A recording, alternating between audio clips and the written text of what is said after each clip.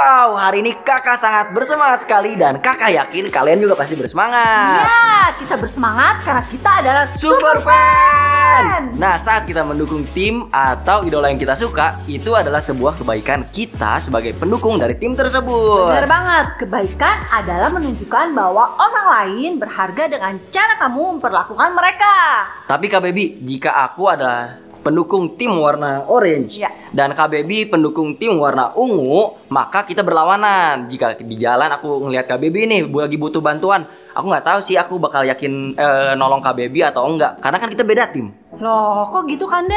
Tapi Kande, jika beda tim, kita nggak boleh saling menolong ya? Nah, untuk mengetahui apa yang harus kita lakukan, kita akan mendengarkan cerita Alkitab hari ini. Yes, benar banget Kande. Kalau begitu, sebelum mendengarkan firman Tuhan, mari kita memuji Tuhan dengan semangat. Let's praise Him!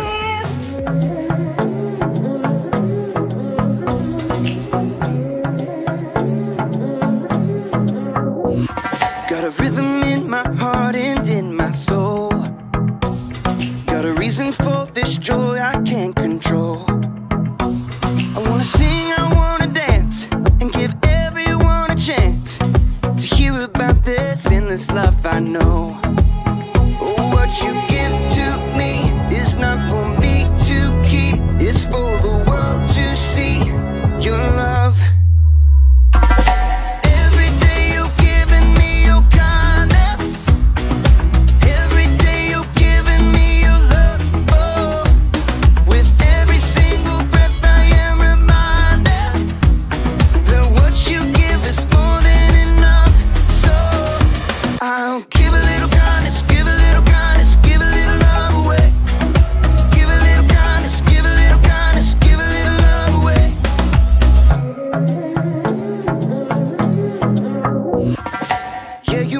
Shine, you make me glow. You pick me up when I am feeling low. I wanna sing, I wanna dance, and give everyone a chance to hear about this endless love I know. Oh, what you give to me is not for me to keep, it's for the world to see your love.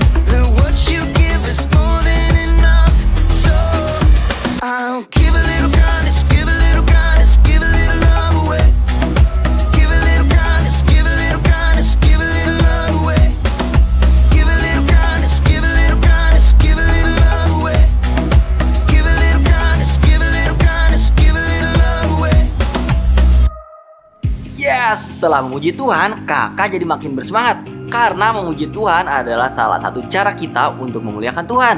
Tapi apakah memuliakan Tuhan hanya dengan memuji saja? Ternyata tidak. Kita bisa memuliakan Tuhan dengan cara yang lain juga. Ayatnya ada di Amsal 3 ayat 9 sampai 10a.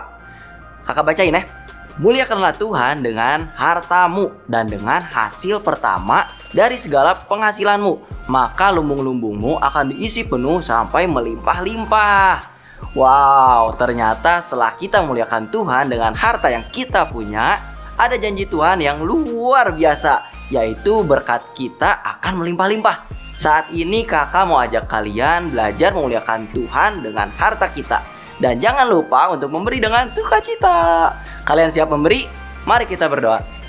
Tuhan, terima kasih karena Engkau sungguh baik kepada kami semua. Kalau sebentar kami akan memberi, Tuhan yang ajar kami untuk memberi untuk kemuliaan-Mu saja. Terima kasih Tuhan, di dalam nama-Mu kami berdoa. Amin. Selamat memberi, kids. The Bible. It's 66 books of history, stories, letters, and poetry that fit together to form God's one big story. The epic adventure of how He created us and loves us so much that He made a way to rescue us. As we travel through the Bible, from Genesis to Revelation, we discover people who met God and found their lives changed forever. Now, for an amazing story, inspired by the book of Luke, chapter 10, verses 25 through 37. Everywhere Jesus went, crowds of people followed. His popularity made the religious leaders kind of nervous, how he turned their expectations upside down. What is he up to anyway? So they began to look for ways to trip him up. One day, a law expert saw his chance to test Jesus. Teacher, what must I do to inherit eternal life? Jesus turned the question right back on the law expert. What is written in the law? How do you read it? Love the Lord your God with all your heart and with all your soul and with all your strength and with all your mind. And love your neighbor as yourself. You have answered correctly. Do this and you will live. But the law expert wanted to discover the very least he could do to obey the law, so he got tricky. Yes, but really, who is my neighbor? Jesus looked directly at the law expert and he saw what was in his heart. So Jesus began a story. A man was going down from Jerusalem to Jericho. Now, if Jesus were to tell this story today, it might go something like this. There's a man that we'll call Ben, who needed to travel from Jerusalem to Jericho. It was a lonely, rugged road, but he was well prepared. Got my water skin, got my quail jerky, got my snake repellent, got my large number of clinking gold coins. Stick 'em up! Uh-oh, forgot my mace. A band of robbers attacked Ben. They took everything, leaving him half dead by the side of the road. Help! Please, help me. There was no one to hear. The sun beat down.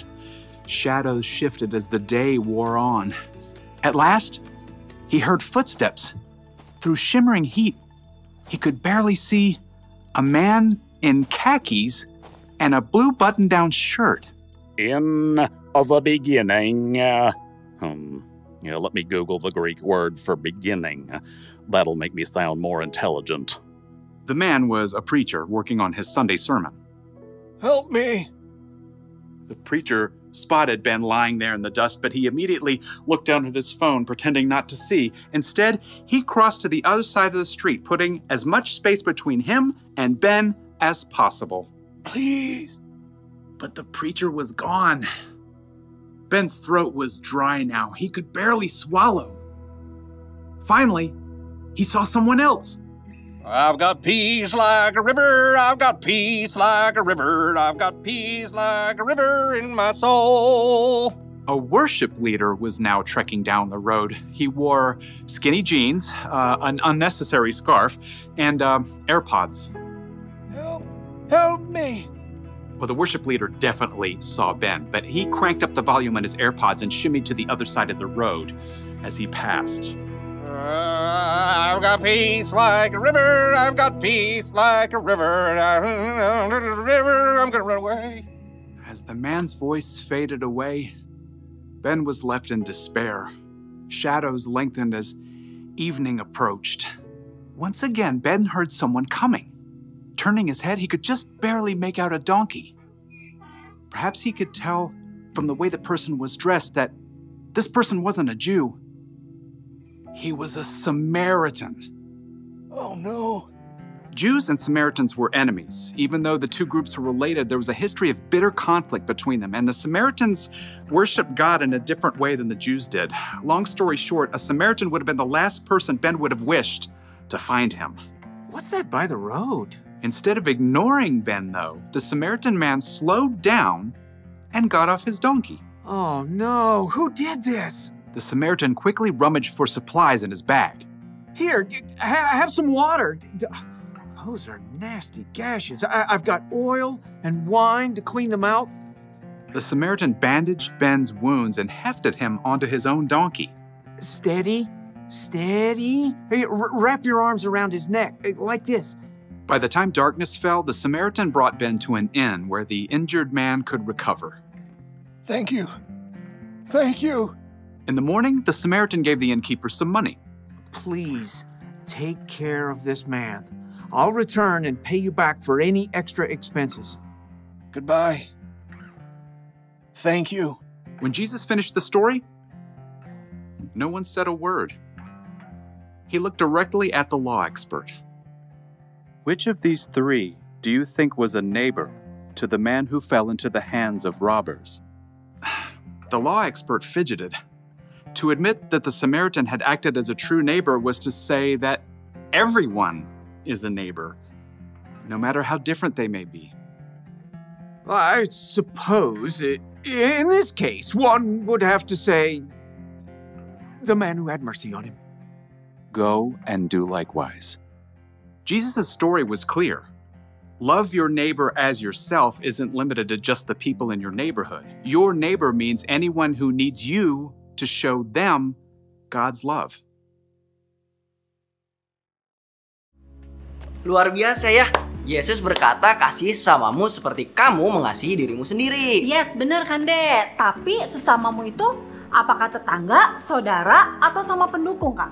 Sesamamu itu adalah semua orang KBB, termasuk mereka yang berbeda dengan kita dalam mendukung tim.